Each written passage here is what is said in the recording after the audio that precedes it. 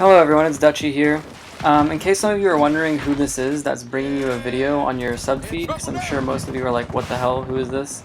Considering I haven't made a video in so long. I used to be Dark Dutchy, Array Ajax, Control Ajax, and Blame Ajax. So lately, what I've been doing pretty much is I haven't been making any gaming videos because Gears of War was really my thing. But with this Gears of War beta dropping, I really want to get back into YouTube.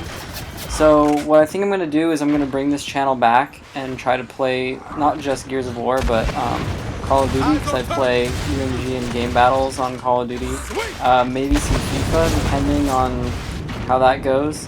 But basically I'll just bring you a wide variety of things, whereas I used to just make Gears of War videos.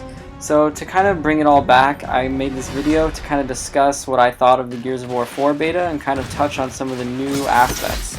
So the first thing that I would say is the biggest in my opinion is the new active reload system.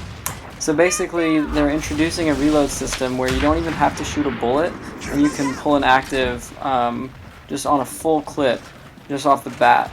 So how this works is there's a timer, so you can't just have unlimited actives. But as I'm showing in this clip here, each gun has its own timer. So you can do an active on one gun and then an active on the next gun right away. But switching guns doesn't change your timer. So if you get an active on a Lancer, switch to your Gnasher, then go back to your Lancer, your actives will be gone and your timer is still counting down to where you can active reload again. So this is really going to change it in the way that, people always used to come out of the spawn firing off Gnasher shells to get that active reload, to get the competitive edge in that first gunfight. But now you basically want to save your timer for when you see a cluster of people that you're going to try to go after. So that's one of the biggest changes that I've noticed. In general, the gameplay feels pretty smooth and the graphics look pretty good in my opinion for such an early beta. I mean, it's only April and this game doesn't drop till October, so I've seen a lot of people complaining about the graphics, but just know that there will be a more polished final product here. So another big change that a lot of people haven't even really noticed, for me anyways, has been the smoke grenades. If you throw a smoke grenade or someone throws one, you cannot see anything through that shit. Like, you can't see anything. It's pretty well done. You used to just be able to hold LB and kind of see through the smoke and it really wasn't a big deal, but now you honestly cannot see anything.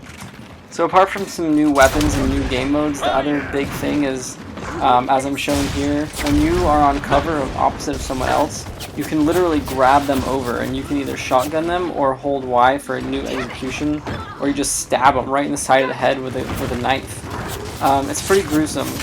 And the other one is when you roadie run up to a piece of cover and you hold B, you kind of vault over it and you can pick them and you can do that same hold Y execution. Or you can just kill them the old-fashioned way. So the two things about this is when you're grabbing and you don't actually hit the grab, you're going to be left kind of like dangling your hands and you're pretty much screwed. And the way you do the grab is you hold forward with your left analog stick and you hold X, I believe it is. And I don't have any footage of this, but there is a slight, like a millisecond where you can counter this by pressing B and then you kind of turn it back on them and you have easy kill on them. So I don't see this playing a huge role in gameplay. Maybe the mantle thing, maybe jumping over the cover, vaulting over it basically. That might help when you're rushing, and some players are just sitting back on that cover waiting for you to come.